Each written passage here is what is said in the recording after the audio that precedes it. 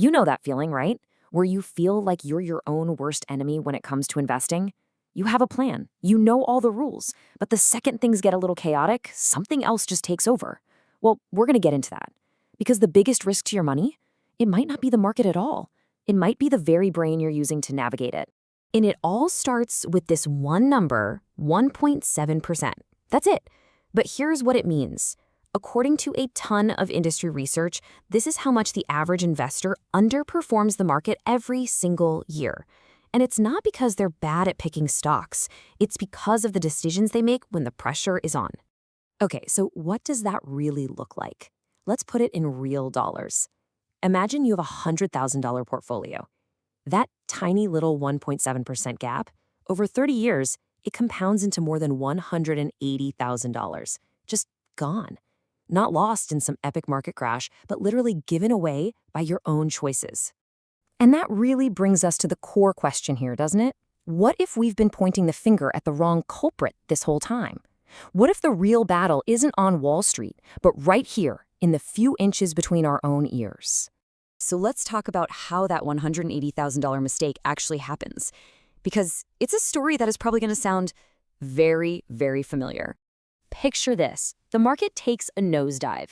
You feel that knot instantly form in your stomach. You tell yourself, I'll just check my portfolio just one more time. And then you're scrolling through the news, and next thing you know, some guy on YouTube is screaming about the financial apocalypse, and then you do it. You hit the sell button. And we have to be brutally honest about why. You didn't sell because your long-term research changed. Nope. You sold because the feeling, that raw panic, the anxiety, it just became unbearable. In that split second, selling feels like relief. It feels like you're finally taking back control. And that immediate rush of calm you feel right after, oh, that's the trap. Because what happens next? Almost every time the market eventually recovers. And now you've created an even harder problem for yourself. When on earth do you get back in? Jump back too soon and it could fall again. Wait too long and you've just watched the entire recovery from the sidelines. You've locked in your loss and put yourself in a no-win situation. Now, this isn't a failure of intelligence. This is a failure of our own biology. It turns out that your brain has two completely different operating systems, a calm, thoughtful planner and a panicked gut reaction machine. Let's look at how they work. So, the Nobel-winning psychologist Daniel Kahneman called these System 1 and System 2. System 1 is your fast brain. It's automatic, it's emotional, and it's always on. It's the part of you that yanks your hand away from a hot stove without thinking. System 2 is your slow brain. It's deliberate, it's analytical, and it takes real work, like doing long division. The huge problem is that System 2 gets exhausted easily, and when we're stressed, System 1 just shoves it aside and takes complete control. Here's a great way to think about it. Imagine you're driving on a beautiful, sunny day. That's your System 2 at the wheel. You're calm, you're in control, checking your mirrors, planning your next turn. This is you when you're setting up your long-term financial plan. But then, out of nowhere, a blizzard hits. Visibility goes to zero. Your knuckles are white, you're gripping the wheel, your heart is racing. You're not thinking anymore, you are purely reacting. That right there is your System 1 brain grabbing the wheel. And a volatile market, it's the ultimate financial blizzard. And you want to know how fast this happens?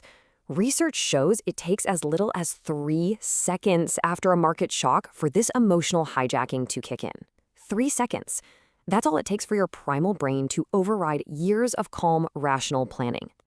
Okay, so if you're thinking, that won't happen to me, I'm too smart for that, I want to tell you a quick story. It's about a hedge fund that was literally run by certified geniuses who made the exact same mistake, just on a scale that could have broken the world. This is the story of long-term capital management, or LTCM. For years, these guys were the absolute kings of Wall Street. They had 2 Nobel Prize winners on their board, and they were generating insane returns, over 40% a year. Then, in August of 1998, Russia defaulted on its debt, and their perfect models completely shattered. In just 16 days, they lost it all, $4.6 billion, and nearly took the entire global financial system down with them. See, the partners at LTCM truly believed their models couldn't fail. An event like a Russian default was something they saw as statistically impossible, a true black swan. But the real world doesn't care about statistics. Now, based on my research, the media at the time framed this as a failure of complex math, a sort of editorial oversight. But the real story wasn't about the models. It was a story of human psychology absolutely crumbling under pressure. So you have to ask, why would Nobel Prize winners keep doubling down on a bet that was clearly failing? The answer is a really powerful System 1 trap called loss aversion. Basically, the psychological pain of admitting you're wrong and taking a loss feels about twice as bad as the pleasure of a gain feels good. For them, that pain was so unbearable, they'd rather risk total annihilation than just accept they made a mistake. The story of LTCM is terrifying because it proves that no one, not even a genius, can outthink their own primal brain in a crisis. So what are we supposed to do? We can't rewire ourselves, but we can build a system to protect our money from our own worst instincts. And it's actually pretty straightforward. Here are 3 systems that take emotion out of the equation.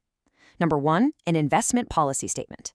This is just a document you write when you're totally calm that spells out your exact rules for what to do during a downturn. 2, the 48-hour rule. Any big financial decision that isn't already in your plan, you have to wait 2 full days before you can act on it. And 3, strategic automation. In my view, this is the most powerful tool of all. It's the ultimate form of discipline because it makes your smartest, most rational decisions the automatic default. And that right there is the real goal.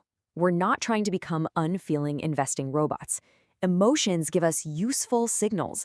The goal is to build a kind of fortress around our decision-making so that our calmest, most rational self, our System 2, is always the one holding the keys to the money. All right, so as we wrap this up, let's just lock in the 3 most critical things to take away from all this. First, your fast emotional brain will absolutely try to hijack your financial decisions during a panic, and it will do it in seconds. Second, being smart is no defense. As the geniuses at LTCM showed us, everyone is vulnerable. And third, the only thing that reliably works is having a pre-committed system, written rules, waiting periods, and automation that takes the panicked in-the-moment you completely out of the picture.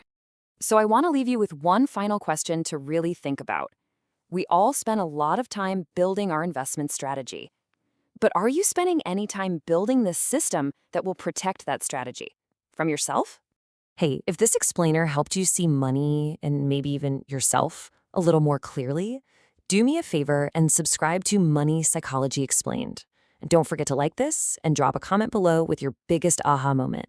And before you go, if even one of these ideas made you rethink a decision, please share this with someone you know who's been struggling with their money choices. Because honestly, sometimes the right insight at just the right moment can change someone's entire financial future.